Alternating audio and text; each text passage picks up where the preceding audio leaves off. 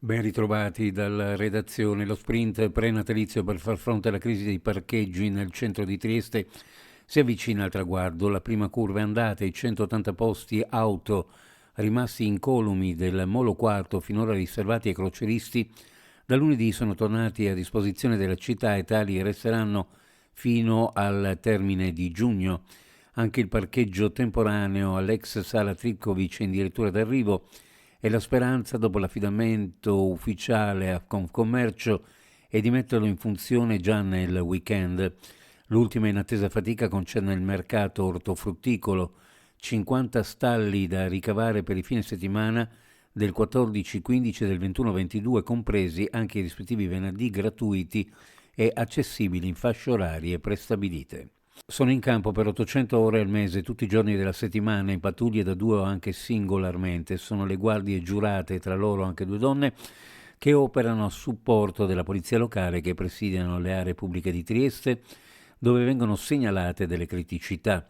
Si muovono su Scala dei Giganti, sul lungomare di Barcola nei mesi estivi, nel giardino di Tomassini, in piazza Volontari Giuliana. Il comune si avvale di questo servizio dal 2019 grazie a specifici fondi garantiti dalla Regione che nel corso di quest'anno hanno superato per Trieste i 300.000 euro. Ora un ulteriore finanziamento regionale consentirà di prorogare l'utilizzo di quelli che tecnicamente vengono definiti operatori di sicurezza sussidiaria fino alla fine del giugno 2026.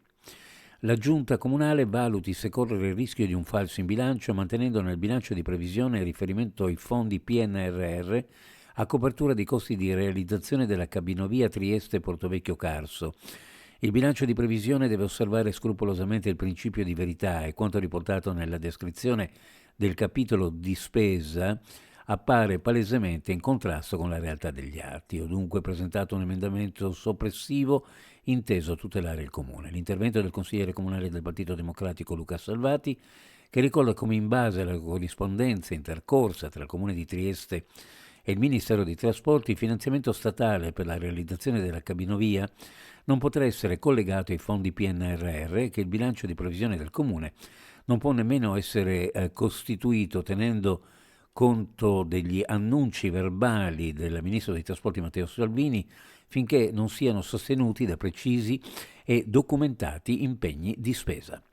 Incontro tra il sindaco di Trieste Roberto Di Piazza, l'assessore allo sport Elisabetta Lodi, il presidente e general manager della Pallacanestro Trieste, rispettivamente Paul Matiasic e Michael Arcieri, per illustrare gli accordi di collaborazione tra l'ente e la società sportiva per la gestione del Pala Trieste. Il comune di Trieste, proprietario del Pala Rubini, e nel 2016 è stato approvato l'affidamento per la gestione dell'impianto sportivo della durata di 9 anni alla Pallacanestro Trieste 2004 SRL con scadenza 31 agosto 2025. Ora il Comune e la società sportiva nel corso di diversi incontri hanno sottoscritto un nuovo accordo in grado di dare risposte alle necessità sia della società sportiva che dell'amministrazione in termini di durata della concessione dell'impianto e degli oneri della stessa. Uno sguardo alle previsioni meteorologiche: cielo variabile con maggiore nuvolosità, minore nel pomeriggio, nel Tarvisiano nuvolosità più consistente con probabile presenza di nebbie e nubi basse, bora di debole intensità sulla costa lagunare, mentre sarà moderata sul Carso e a Trieste. Temperature minime in pianura fra -1 e 3 gradi, sulla costa fra 3 e 6 gradi, massime ovunque fra 8 e 10 gradi centigradi. Previsioni a cura di ARPA e FVG. Meteo ed è tutto per il momento con l'informazione. Grazie per averci seguito. A più tardi.